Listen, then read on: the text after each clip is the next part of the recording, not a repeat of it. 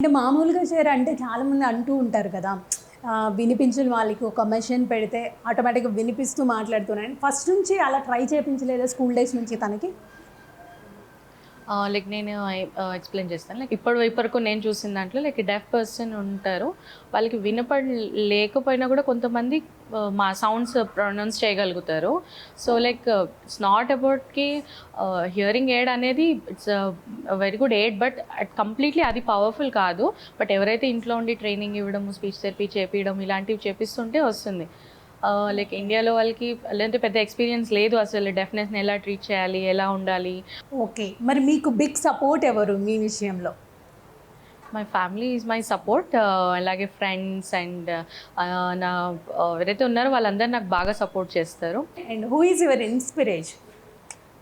నా చిన్నప్పటి నుంచి నాకు ఇన్స్పిరేషన్ అంటే శ్రీదేవి గారు. నేను ఆవిడని మూవీస్‌లో చూసినప్పటి నుంచి నేను చాలా ఇన్‌స్పైర్ అయ్యాను ఆవిడ చేసే యాక్టింగ్ గురించి. కానీ దాని గురించి అండ్ అలాగే సౌందర్య గారు అండ్ నేను చిన్నప్పటి నుంచి నేను ఐశ్వర్య రాయ్ గారిని చూస్తున్నాను. అంటే వాళ్ళ బ్యూటీ అండ్ వాళ్ళ యాక్టింగ్ స్కిల్స్ చూసి నేను చాలా ఇంప్రెస్ అయ్యాను. అండ్ త్రిష గారు కూడా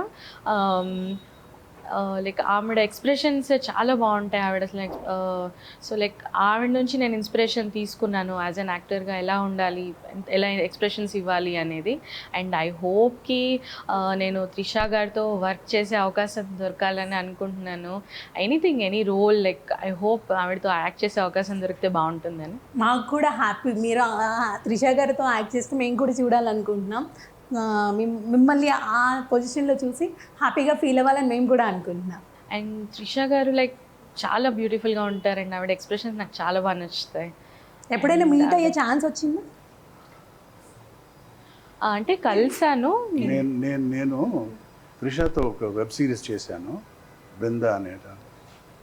అప్పుడు తన గురించి నేను మాట్లాడినప్పుడు ఆల్మోస్ట్ 1 అవర్ నాతో స్పెండ్ చేశాను త్రిష. ఓకే. అభినయ గురించి గొప్పగా మాట్లాడుతుంది. అప్పుడు ఆ మూమెంట్‌లో అభినయ్ గారు లేరా మీతో? లేదు, నేను వెబ్ సిరీస్ చేశాను. Okay. Okay. So she was really very happy and salute to Abhinaya. Expect చేయని విషయాలు సాధించిందని. చిన్నప్పటి నుంచే అండి నేను మన స్కూటర్లో తీసుకుంటూ పోయి స్కూల్ తీసుకుని రానికి వస్తున్నప్పుడు ఏదన్నా బోర్డు మీద ఏదైనా అమ్మాయి ఫోటో కనపడితే నేను అక్కడ ఉండాలి. చిన్నప్పటి నుంచే అది అంటుంటుంటే. సో ఇంట్లో ఐశ్వర్య రాయ్ బ్లోఅప్స్ పెట్టి నేనే ఐశ్వర్య, ఫ్యూచర్లో నేను ఐశ్వర్య అవుతానని సో చాలాసార్లు అది చెప్పింది. సో ఆమె పుట్టినప్పుడే 2 అవర్స్లోనే ఆమెకి నేను అభినయ అని పేరు పెట్టాను, to make her an artist.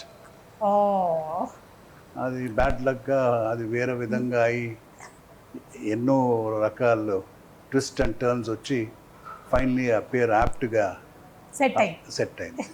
Abhinaya. Yes, very good name.